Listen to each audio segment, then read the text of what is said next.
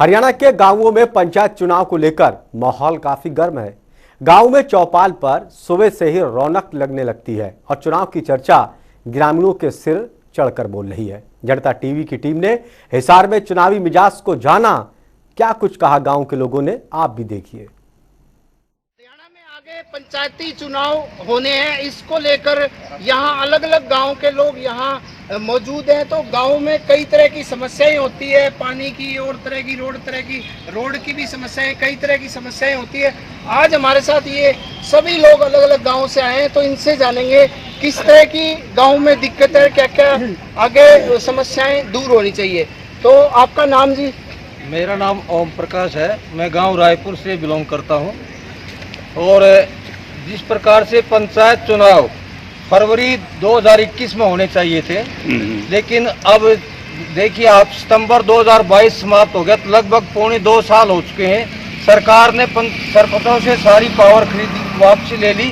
किसी प्रकार का काम गांव के अंदर नहीं हो रहा है। गलियों का लो, सीवरेज का, कहीं बड़ी गाँवों में सीवरेज भी है, पानी की समस्या का है, पानी निकासी का है, और जैसे लाइब्रेरी की रख रखाव का है, और कई प्रकार की समस्या पंचायत के अंदर जिस प्रकार से चौपाल का है, और हर प्रकार का कार्य बीच में रुका पड़ा है। किसी प्रकार का कार्य नहीं हो रहा। सरकार की ये मन जानबूझ करके ये चुनाव को देरी की जा रही है। सरकार इसमें अपना भला समझ रही है हर प्रकार से, क्योंकि आप बताएं जी, पंचायत क्या दिक्कतें होती है गांव में, क्या क्या सुविधाएं होनी चाहिए? देखो जी, गांव में एक तो स्वास्थ्य सुविधाएं होनी चाहिए, और पीने का पानी होना चाहिए, और गंदे पानी की निकासी होनी चाहिए। और स्कूल जो सरकार तोड़ रही है, वो स्कूलों को यथास्थिति बनाए रखे, जो पहले चला करता उसको पढ़ाई पर वो चलना चाहिए। तो गांव में बाकी जैसे छोटी मोटी समस्या है वो पंचायतें करती है। पंचायत का सरपंचों का चार्ज लिए 2 साल हो गए, उसमें वो जो समस्या है वो जो आगे विकराल रूप धारण कर रही है, आगे और बढ़ रही है। अच्छा, आप बताइए जी, आपका कौन सा गांव है, क्या क्या गांव में दिखते हैं? मेरा गांव लाडुआ है, तहसील व जिला हिसार है। डिस्ट्रिक्ट तहसील हेडक्वार्टर से केवल 12 किलोमीटर दूर मेरा गांव है, और 6000 से ज़्यादा वोटर मेरे गांव में हैं। लेकिन पंचायत इलेक्शन स्थगित होने की वजह से तमाम विकास कार्यों का, तमाम पंचायत की सरकार की जो संपत्ति है, जैसे धर्मशालाएं हैं, चौपालें हैं, स्कूल हैं, हॉस्पिटल हैं, तालाब हैं, और सरकार की पंचायत के खेत हैं, सारी चीज़ों का बंटाधार हो चुका है।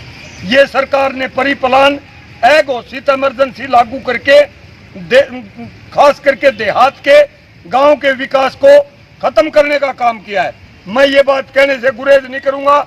ऑलरेडी ही पंचायतें और सरपंच माहौल और क्रियाकलाप इस प्रकार के बना दिए। आजादी के तुरंत बाद जो पंचायतें बना करती, 6 आदमियों का गांव के लोग इकट्ठे होकर नाम रखते, लेकिन ईमानदार आदमी को चुनते।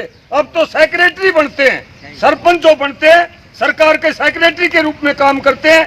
और ये पंचायत इलेक्शन स्थगित करके तमाम विकास कार्य खत्म हो चुके हैं। हमारे खेतों के रास्ते पक्के होने चाहिए, पानी की निकासी का बंदोबस्त होना चाहिए, तालाबों में साफ पानी पशुओं के लिए होना चाहिए, और वाटर सप्लाई का पानी की व्यवस्था साफ पानी की होनी चाहिए, और स्वास्थ्य सुविधाएं पशुओं के इलाज के लिए, ये सारे कामों के लिए पंचायतों की जिम्मेदारी होती है।